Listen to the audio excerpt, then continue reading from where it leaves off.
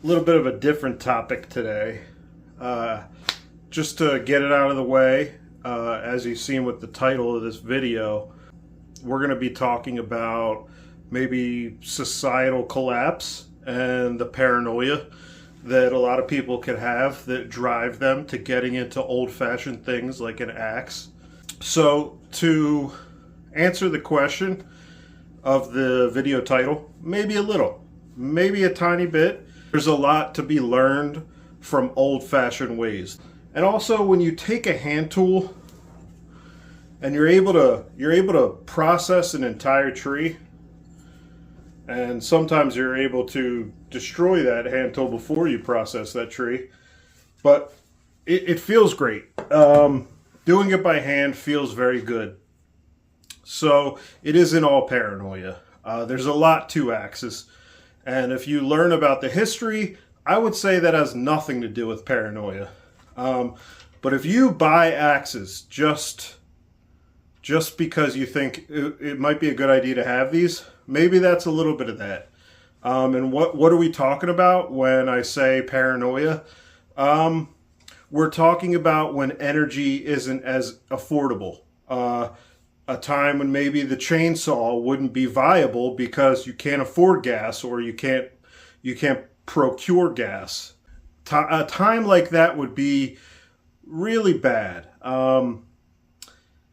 You have to be in a certain place for it to even make sense. If you're in a city, an axe does nothing for you.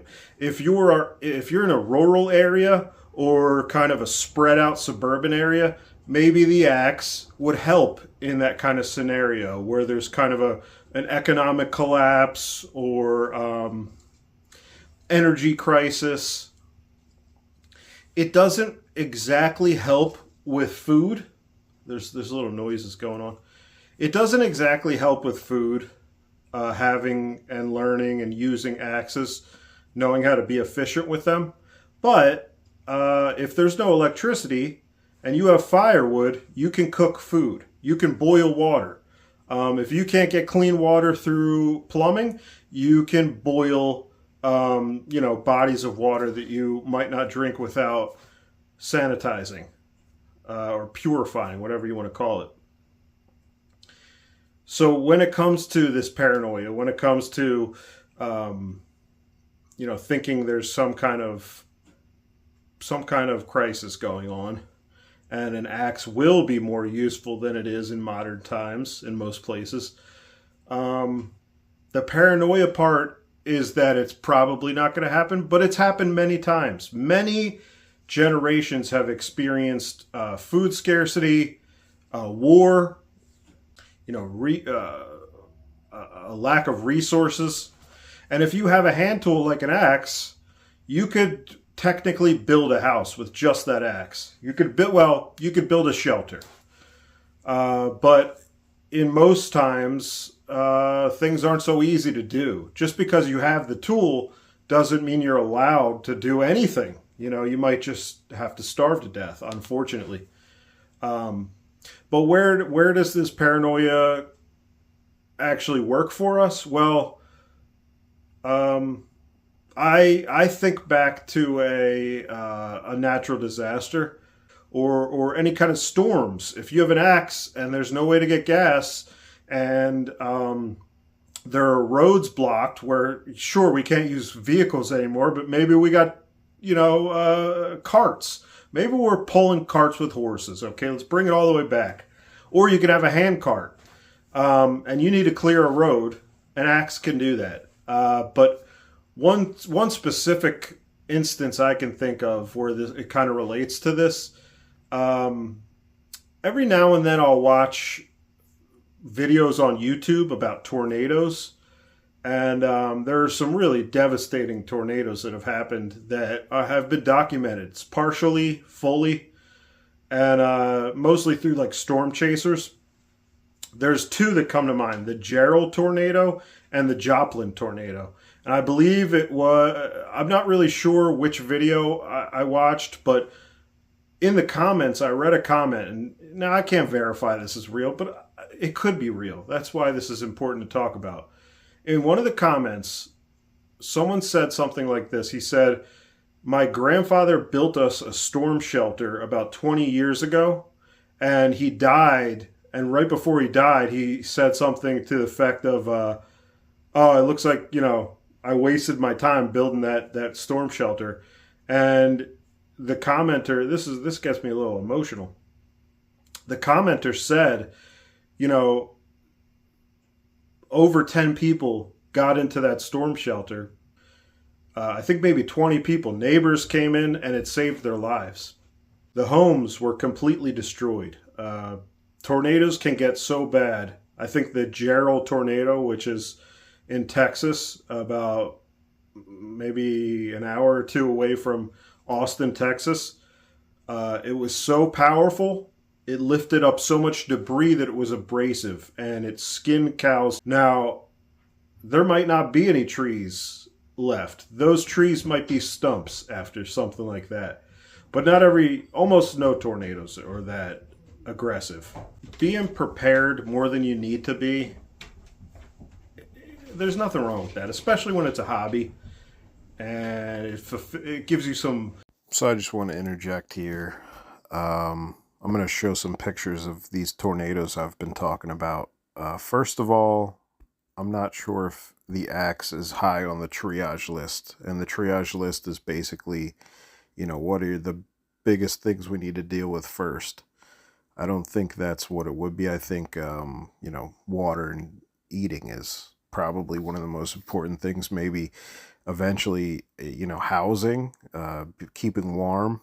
So maybe firewood would become important. Who knows? It depends on where you are. But in Tornado Alley, things are a little different. I think really what we'd have to do to be prepared for a disaster like a tornado is to talk to people that have been have experienced a tornado, and know this stuff. People in Tornado Alley that know about this stuff, that have lived through it. What do we got to focus on? That's what we should be asking these people. I don't think they'll say axe. The logistics of cleanup is crazy, so maybe us axe people will come into play eventually, but that's not really the emergency. Possibly, maybe though, maybe not though. Maybe roads will be closed from debris, and maybe your picaroon will be useful. I don't know. I just don't know. You don't know until you experience these things. Sense of fulfillment, and there's a little bit of a group to this kind of thing, being into axes and old hand tools. So I don't think there's anything wrong with it. If there is any type of paranoia to it, maybe you're ready for whatever can come because you know how to use an axe. You might not have the stamina, but you'd have to build that up. When the time comes, the stamina is going to come because you're just going to have to do it. But maybe get rid of the paranoia part of it. Put that on the outside of your mind, because it's not really that healthy for times that aren't, emergencies. But there's something to being prepared. I think that a lot of men feel like they have to be prepared because, people depend on them. And if your family comes to you in a time of crisis and you're not prepared at all, and you can't do anything, it gives you a terrible feeling of uselessness and, regret. So, yes, old-fashioned things, being into old-fashioned things can be a little bit of a paranoid hobby, but most of the people into this stuff don't care. That's more of a survivalist thing, bushcraft kind of thing. People that use axes are pretty modern, I find, in general. But obviously there's a lot of people that are completely off-grid that use axes, but they don't know as much as modern people about axes, in my opinion. Usually people like that will have a couple axes that might not know how to haft them as well as people that have watched a lot of YouTube videos and have a lot of practice. That's one thing about axes. You won't be that good at making a handle unless you make a lot of handles and you have a lot of practice. Best way to do that is to harvest your own lumber, and that's another aspect of axes and being prepared. You can make your own lumber with an axe. really all you need is one axe. You can make wedges, you can make mallets, you can make all kinds of tools with an axe. So yeah, I'd love to hear you guys' thoughts on this. Did you buy axes, or do you use axes for any other reason than you enjoy axes or need them to produce firewood or anything? Is there any other reasons? Is there any kind of paranoia in your head?